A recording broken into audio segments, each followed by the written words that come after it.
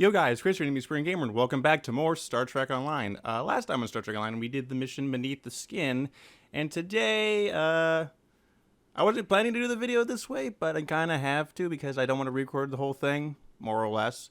Technically, we're recording it right now.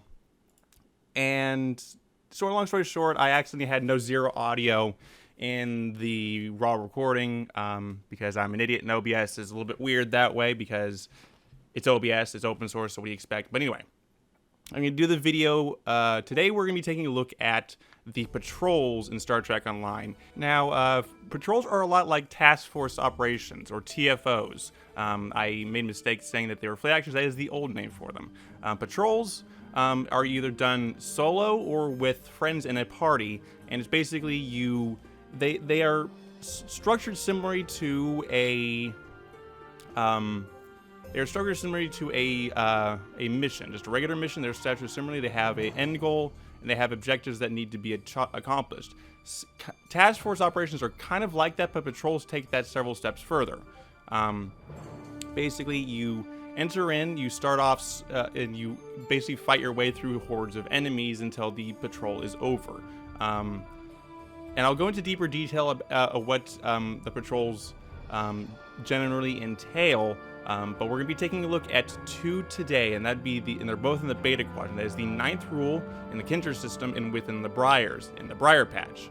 And I'll be showing kind of like clips of generally what they look like, but this is just a general indication of what all patrols are like and what, assuming, are going to be like, because this is a relatively new thing, so there's not too much, not everything is known about it.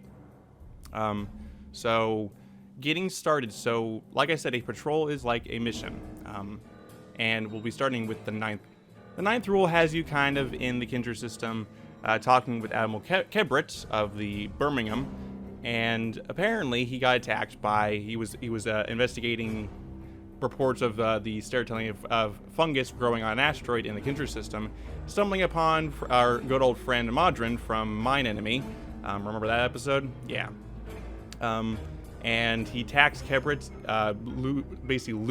Kebrit loses to Modron, and now he's in trouble, but we come in to save him, basically. Well, okay, that's not entirely true. I won't get too many details about it, but basically it's that Modron's trying to get a hold of the spores that we want and don't want Ja'ula to get her hands on, and now we need to fight basically all the House Mokai enemies that he throws at us because he's a Ferengi and that's what he does.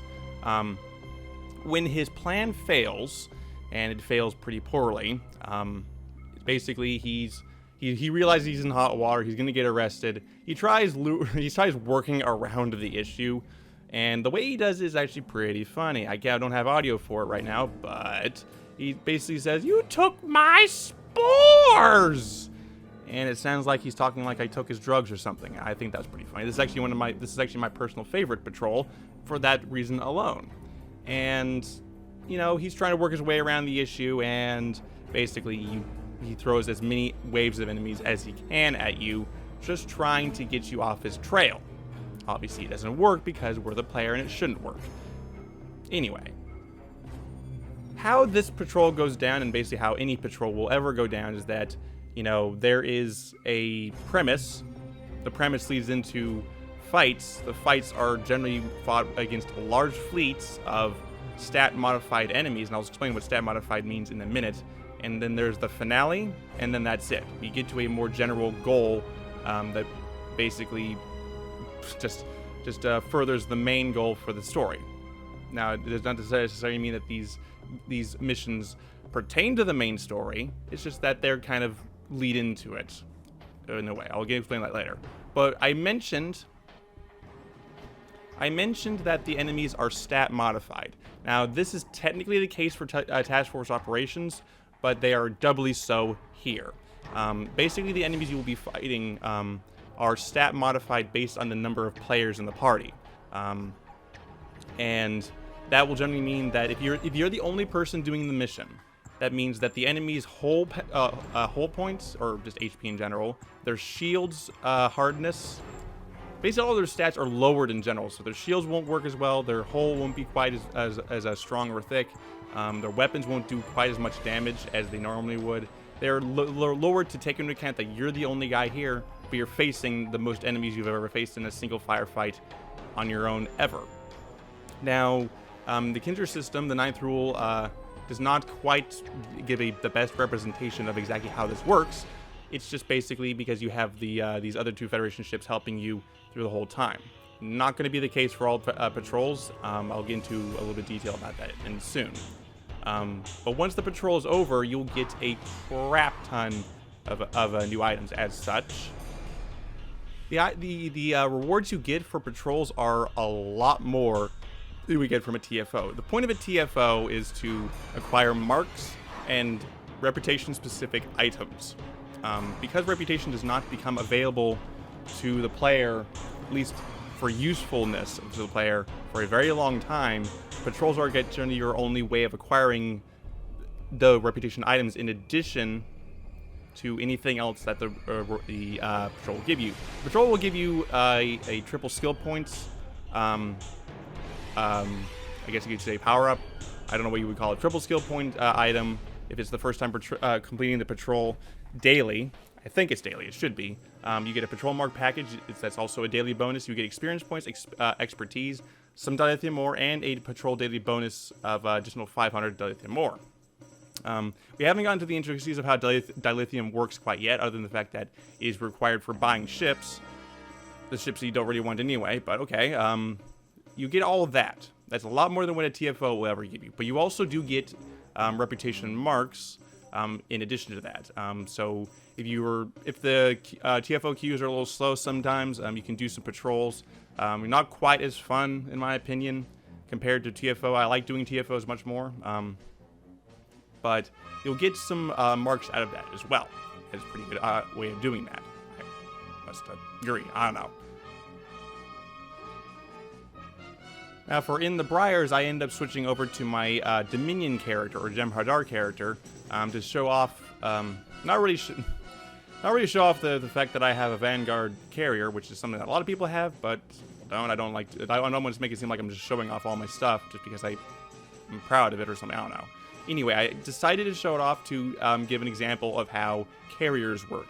I do go into a little bit of explanation of how carriers work, as we have not gotten into that into the main storyline as of quite yet.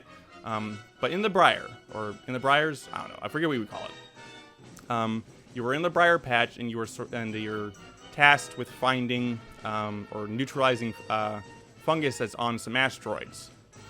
If you remember back to Beneath the Skin, there is a type of fungus that is kind of like a poison to the stereotype fungus spores that we want, and this entire system is flooded with it. But we only do a little bit of it, so you don't have to do the entire system. But anyway, all the while that there are pockets of Metreon gas all over the place, and I wasn't expecting it, but it makes sense in a certain way that my hangar pets, the Jem'Hadar gunboats, kept attacking the Metreon gas, and they kept blowing up in my face. Stamets will tell you that it can be deadly to a ship. If you're careful, you'll be fine, and being careful is not that easy in this case. Just keeping a distance away from the Metreon gas will be good. 3 kilometers at least, you'll be fine. Otherwise, you're kind of going to take a little bit of damage, and that's it. I know they say that it's dangerous. It's not quite as dangerous as you might think. I know I'm using a big ship, and I know it's got a big hole, but even still, you'll be fine. Anyway, as you move through the Briar patch and all these pockets of Metreon gas, House Mokai ships will come to attack you, and that's basically it. Just destroy the ships, make sure the bad fungus is neutralized, and you're good. Pretty simple. Overall, patrols are extremely short. They're not as long as either a TFO or a regular mission. But they are extremely good for getting rewards that you really don't get a whole lot of in other ways. So it's a really good way to kind of grind up on some stuff that takes forever to grind up on anyway. But that's actually kind of all that was entailed in the episode. I know it was kind of one of my more failed recordings. I'm not really famous for that, but I kind of have a habit of having those. I'm just glad I kind of found a way to kind of salvage it a little bit, just to salvage some. I don't know. I'm kind of blabbering on at this point, but anyway. As for the other 2 patrols that I said I would be doing in this mission, I will be doing them next episode. It's just I'll probably be doing them in the normal format. I just wanted to salvage this episode some way I could. I'm just going to give you a general breakdown of how TFOs work and what these 2 particular ones entail. But I will be doing the other 2 in the next episode. I forget the names of them. Oh, that's what they were. Okay, so the other 2 patrols I was going to do in this series is Preying Upon the Weak in the Fern system and Unity in the Brothra system. We'll be doing this next time because, I don't know, why not? They do involve the Vaudouar, which are one of the most powerful enemies, factions in the entire game, in terms of having them as an enemy. But we'll be fine with them. They should be pretty fine. But anyway, I think I'll end things off right here. So join me next time for more Star Trek Online, where we do a little bit more patrols, doing Prey on the Weak in Unity, and see what they entail. So see you guys later.